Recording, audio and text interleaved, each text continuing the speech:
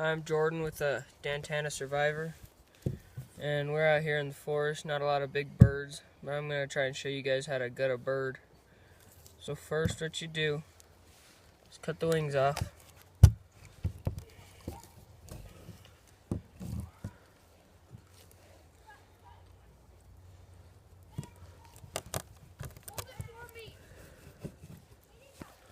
Just throw those off. Next, you can cut the feet off if you'd like. You can just pull them apart. Pull some of the feathers out from the chest.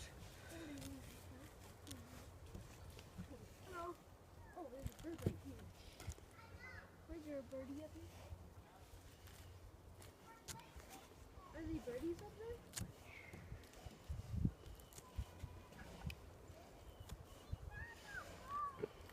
There's the little goosebumps. And you can see the breast through it. So you just rip that open.